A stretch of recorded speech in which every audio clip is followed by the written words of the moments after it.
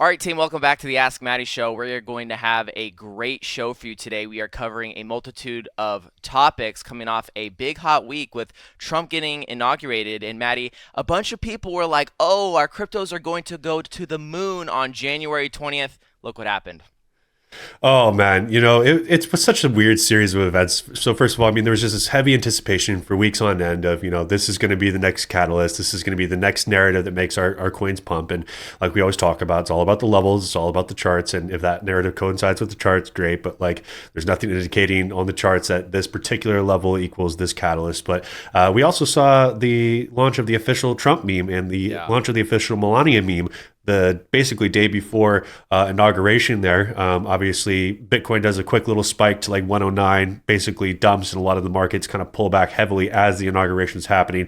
And of course, those meme coins I just mentioned see a nice little 40-60% depreciation into inauguration day. And we really didn't see Trump say even a whisper about crypto. Right. Not even a little, hey, a Bitcoin, right? Not even an under his breath little mention of crypto.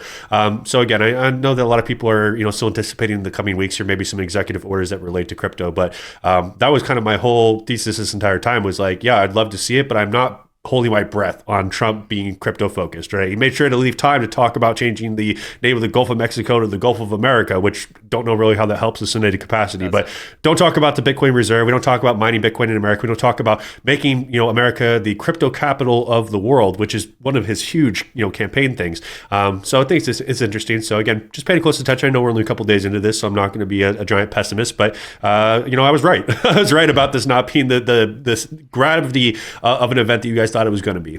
Yeah, there's a lot to discuss here, and I think we're going to get into a lot of the weeds of the questions you guys have for today. You guys asking about Casper price, all right? I know we haven't really talked a whole lot about Casper lately, Maddie. We've been covering some other topics.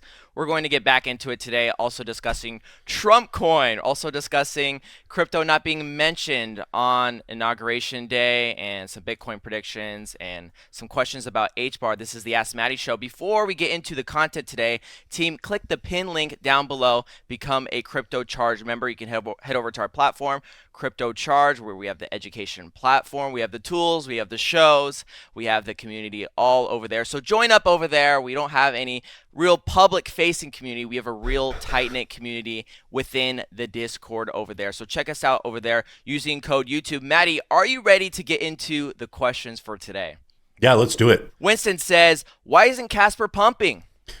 All right. So as always, guys, like bird's eye view here, like a lot of you guys look at singular assets, you determine the, just general performance. Why is it not pumping? Why is it not doing what I wanted to do? When you look at the general market scape for crypto right now, most alts have pulled back pretty aggressively. Some alts have actually dropped below a few of their like local support levels and are kind of hunting out some deeper value zones right now. And Casper, for the most part, has actually held up, I would say, a little bit better than some of the other alts that I've seen, drop down a little bit further into value zones, including H&T. I'm definitely capitalizing on that drop right now, but we have lost one of those levels that was a key support level. And now we're looking at one of those more deep support levels. So Casper's held up a little bit better than the others.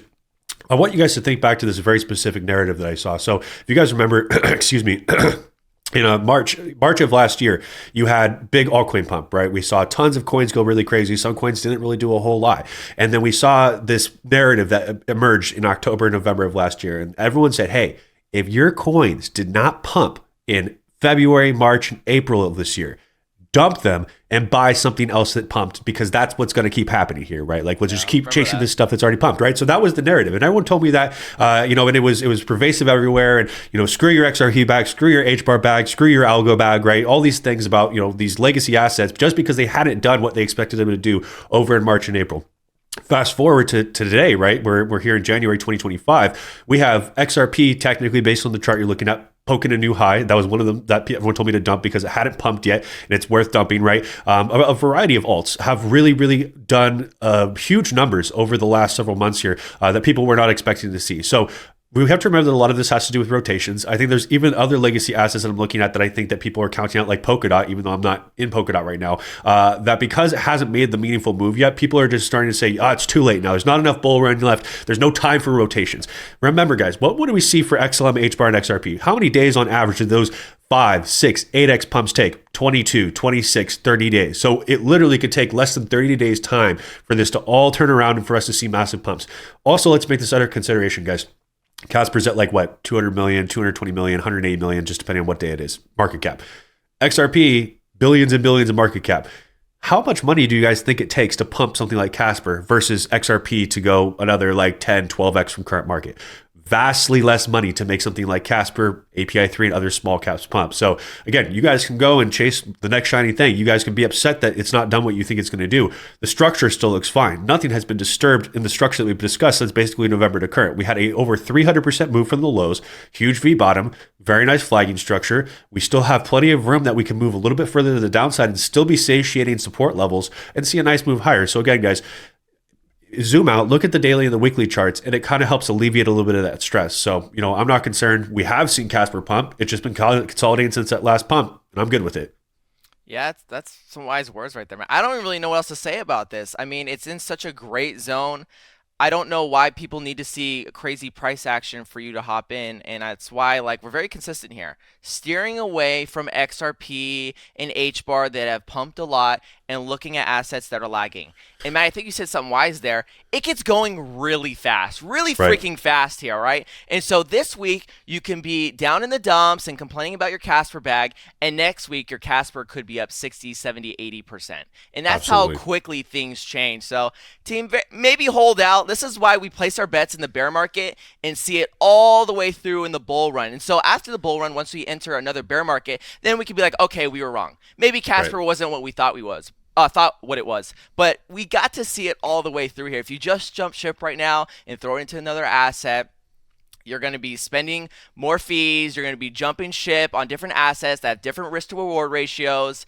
You're going to really skew your portfolio for the great portfolio you built in the bear market. Matt, were you going to show something? Right. No, we're going to show something in a minute here, but one last thing I want to talk about with Casper in this particular, like, why is it not pumping, right? Let's have a little bit of gratitude for a moment of what's actually being presented as an opportunity here. If you guys are taking advantage of the staking protocol, which I hope to God you guys are, because it is free money. Right now, it's like a little over 15% APY that's being printed out. Let's say you don't add any more money, right? So you spent X amount of dollars on your Casper bag and you're leaving it staked up. So every day that Casper doesn't do what you think it's supposed to do and you're earning those rewards, what is actually happening here from a technical basis? Your cost basis is going down. Why? Because you have spent no more money, but the amount of Casper tokens you can receive continues to go up. That means your cost basis is technically being lowered without you having to add any other money to the market, right? So again, I'm not saying that makes up for absolutely everything. It doesn't make up for not having 2 or 3x pumps, but have some gratitude for your bag technically getting bigger and your cost basis going down before we get an explosive pump. So I don't know. That's how I'm thinking about this right now, guys. Yeah, that's a very good point, Matt. It's like you want to jump ship and then rise your other averages on your other cryptos, but it's like the message here has to be you have to see it all the way through. If you got in now and you're ready to jump ship, right now was never the time. If there was ever a time to jump ship, it wouldn't be right now, right, Matt?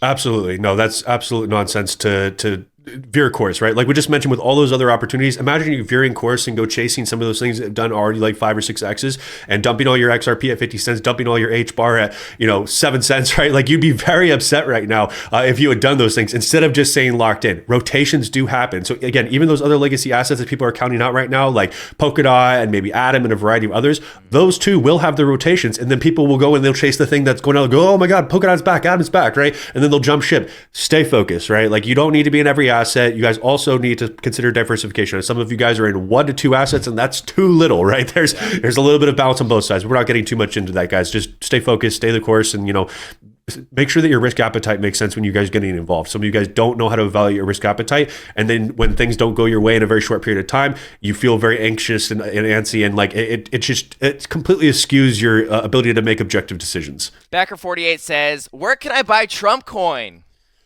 All right, so if you guys are in crypto, you guys should know about a free website called coinmarketcap.com. And here you guys can use this handy dandy search bar and you can just search for any coin you want. So let's say we search the Trump coin. Oh, right there at the top, official Trump.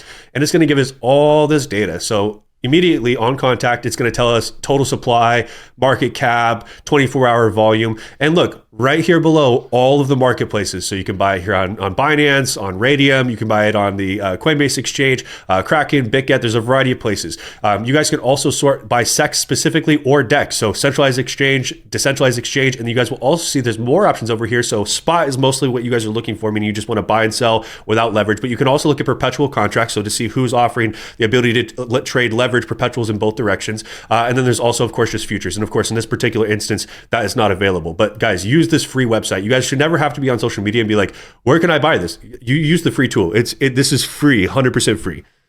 Maddie, I got a text driving home the other night. It was the middle of the night, and it was from a number I had no idea. And they were like, "Hey, bro, do you have any good resources on where to buy Trump coin?" I left them on red. There's just no reason. That's what I hate. Remember, Maddie, we used to talk about, like, when I was at college, we used to talk about crypto to everyone. I was like that weird person that was talking about crypto. Now everyone's reaching out. It's like, oh, what about Trump coin now? It's like, dude, what are you doing, bro? I gave you all that sauce back in college. I literally did a whole Casper presentation, and now we're talking about Trump coin. Oh, they'll do anything but buy utility, bro. Anything but buy utility.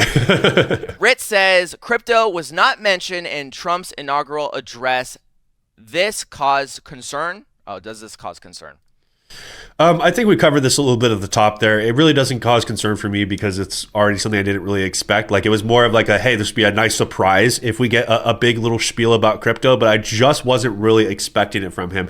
You guys have to remember too that he has made a lot of political promises to a lot of different people and some stuff that's not super vocal and forward facing for retail, right? Like, there's a lot of things that happen behind closed doors that we don't get to be a part of, right? In the room where it happened, we don't know what's happening most of the time at all.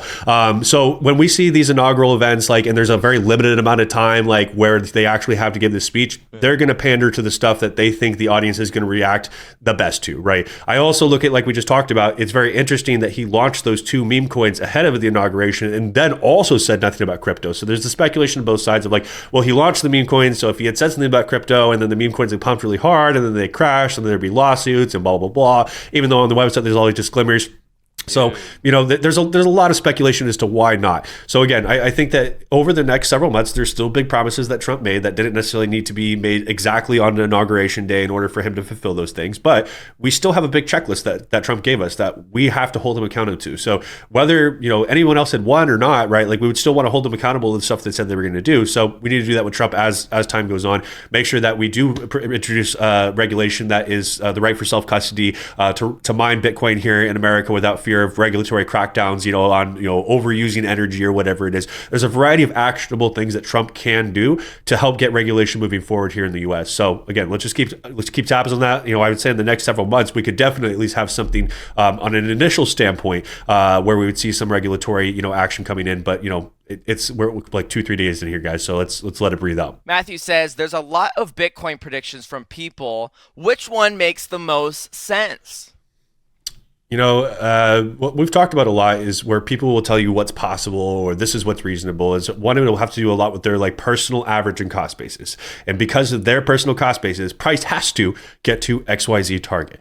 Now, what we always focus on, especially with a crypto charge with target making, is our Fibonacci extension tool. So it's technically the Fibonacci retracements, but there's extensions beyond it. You guys can customize the tool a variety of different ways to fit the way that you like it. We have a very clean and simple way we show you guys how to do it on our website so that every time you plot it, you automatically get the extensions, you get the retracements. And it also gives you the ability to look at extensions beyond what we consider the full extension further into the Fibonacci sequence. So if you're like, hey, what would be a good long-term hold, or what could Bitcoin reach in maybe a future cycle? It's a very quick tool to use. So let's go to the chart here really quick. I'm going to show you guys how easy it is once you set up the tool the way we have it. Swing high, swing low. We actually have already reached target 1 for Bitcoin. So we have a 3 to 4 step approach for most of our exits because that's called risk management, guys, right? Like, exiting at one price is very, very stupid. It shows that you have very little ability to manage your risk. A lot of this also has to do with just protecting capital, right? So making sure at TP1 that at the minimum, we're taking out what we put into the project so that we're protecting the capital that we put into it. And that allows us to kind of mitigate some of the other risk in a little bit of a different fashion. Maybe you can have a little bit of a higher risk appetite with the rest of it, but making sure at least at TP1 we're recovering initials so that we can have a little bit better sleep at night in general. So what we suggested was like 101, 102 as our TP1. If you guys decided not to do a TP there, that's on you. That's perfectly fine. But if XRP had reached this same TP1, like, I would pray and hope that you guys would still follow the plan and not become suddenly more bullish because we've reached take profit 1. So what are we looking here as kind of the further extensions? 150, 154,000, 207, and like 240. Those are kind of like the upper bounds of our expectations for the cycle. Now, someone's always going to say, what about, 440? What about 700? Sure. What we saw last cycle was actually things cut a little bit short, right? So if we actually look at where we got to last cycle, just for reference, guys, and this is why that multi-part exit I feel like is so important, is you look at the swing high, swing low from, the 2017 high to the 2018 low, we actually reached the 3.618, right? And we ended up filling it at a later date here, but you guys can see that we came shy of that final target. So imagine if you guys were targeting in this instance 240,000, but let's say we reached 204 and you haven't scaled that at all because you're just so gung-ho on a full extension. That would suck, right? That would be really, really terrible for you guys. But imagine in this instance, right? You bought Bitcoin in the previous bear. Let's say you were buying somewhere between $7,000 and $4,700, and you do your first little TP at 30K, right? That makes a lot of sense. And then you do another TP here at 47K, and then you would have done another TP at 63, and you might have missed that final part there, but you would have secured an enormous part of the bag and only carried a little bit of your Bitcoin back into the bear market, and you still would have been very upset about it because if you had done a good job and you had a good DCA down here, you would still be well above your average. So again, a lot of this comes down to risk management. You guys can create whatever kind of crazy targets you want for yourself. For me, it's always at least a 3-step approach to make sure we're mitigating risk and taking something off the table. Because I've seen what happens with geopolitical events and black swans and things that we have zero control over, regardless of how bullish you are, or how many institutions are here, or how many ETFs get launched, or how many SEC chairs promise that they're going to do things different this time. I will always manage risk regardless of who's playing the stage. Jabanker says, not holding HBAR long term, but plan on holding Casper in Zcash long term. I view HBAR as a higher quality asset that either of the others, and then he continue on. This was from a clip, Maddie. I don't know if you remember. It was from a clip as of recent where you were discussing your HBAR holdings and not holding for the long term. Like you said, you were going to sell all at the end of the bull run. Is that still the truth for you today? Yeah, that is very much the truth. And, I think that a lot of people look at it and they're like, you should hold a piece of everything long term. And, everything needs to be a long term hold. I don't believe that. And that's because I've been through multiple cycles now where I've tried to kind of take that philosophy and I really haven't sold as much as I wanted to in the past. And it's been very upsetting, not only to not be able to recapitalize on the same opportunity, whether we buying back into HBAR and using those profits to recompound and build a bigger position, because that is statistically, you will build a bigger position if you're able to sell and then be able to rebuy at a lower price, right? Buy low, sell high. And that process is supposed to repeat over and over. There's a lot of things I take into consideration with the long-term hold. So if you guys go and look at the consistent investor strategy, I tell you guys how I determine a long-term hold. So basically, I take the worst case scenario situation. So swing high, swing low, we look at TP1 being the 1.618. From the 1.618, let's say we see minus 80, 85, 90%.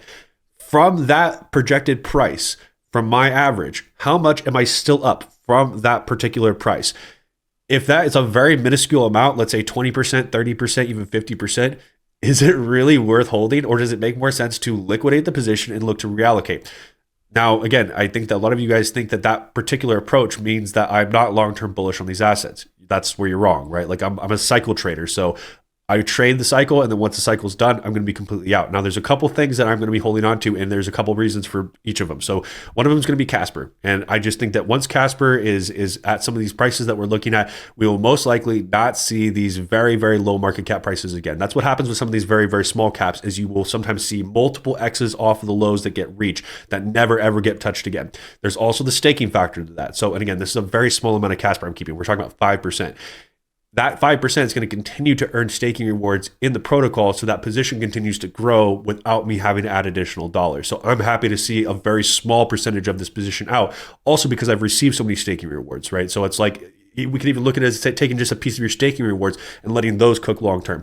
Zcash is the other one, and this is, again, a very unique scenario. So I look at Zcash kind of like we do in the XRP scenario, where you've just had this multi-year structure, right? Huge pennant. You've had a lot of just negative news about it, just like XRP, right? Like a lot of people shitting on privacy, people saying that privacy is never coming back. And, it's just a worse form of Bitcoin, even though, by the way, like privacy is very normal and very valued. We just saw what happened with the founder of Silk Road getting pardoned. Like, I think that should kind of spell a little bit of sentiment for you guys, like what's happening with privacy, right? We basically have just said that it shouldn't be illegal to create platforms and create mechanisms for people to engage in activity that require privacy. Now, of course, illegal activity is illegal activity, but the facilitation of privacy is not necessarily illegal. So I think a lot of people have overblown that narrative.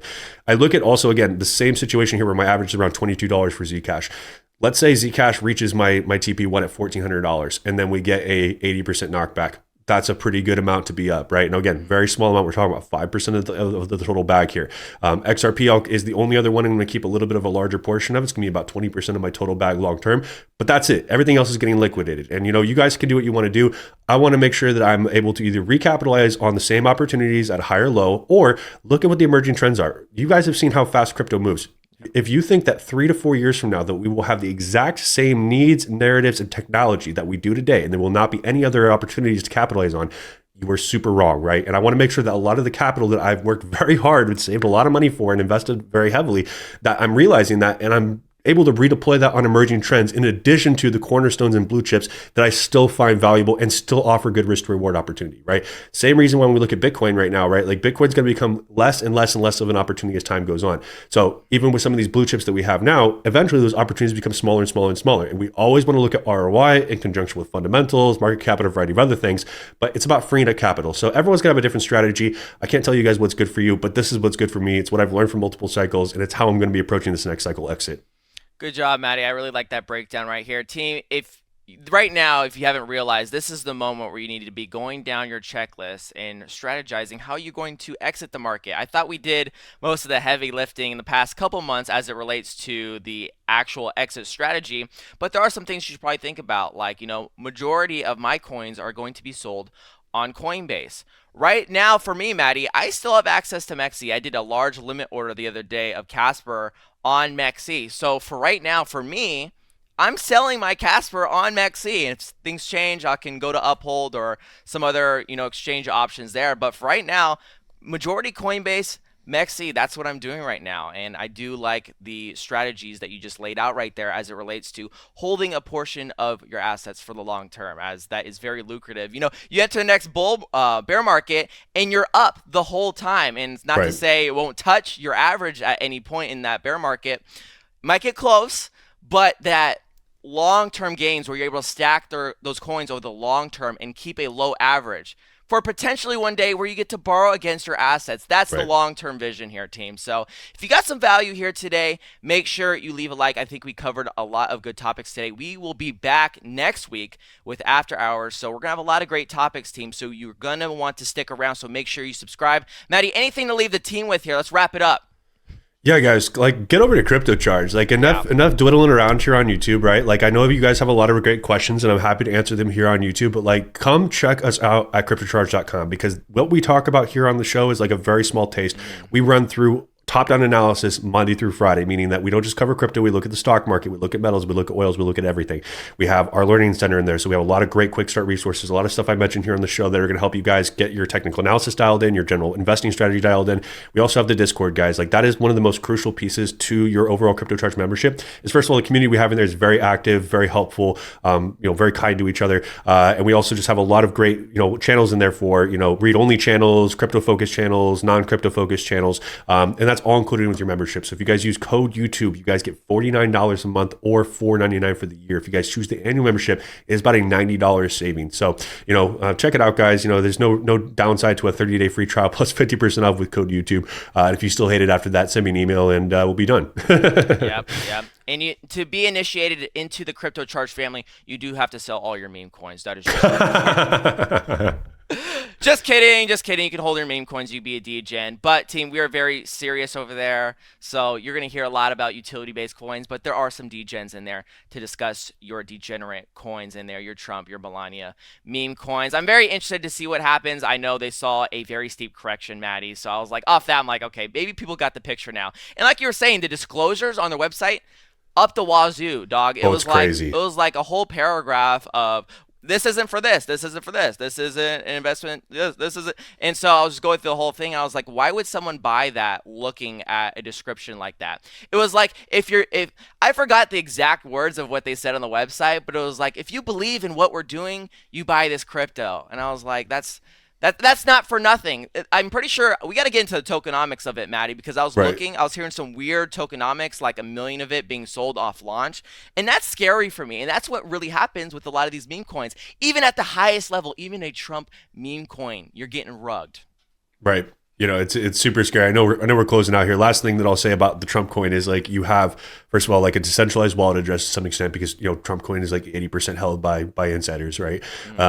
basically anyone in the world can make a deposit into this particular address, basically buying Trump coin, and that could potentially be exchanged for political favors and a variety of other things without revealing that person's exact identity. So again, not saying that that's exactly what's happening here, but we are in a very, very weird time when it comes to crypto, and specifically a sitting president being involved with crypto in this side of things. So, it's going to be a wild ride. I still think we're going to have a great bull around here, but I'll pay close attention, and I'm not taking my eye off this man for the next 4 years. All right, team. Thank you for joining us. Leave a like. We will see you guys next week. Bye.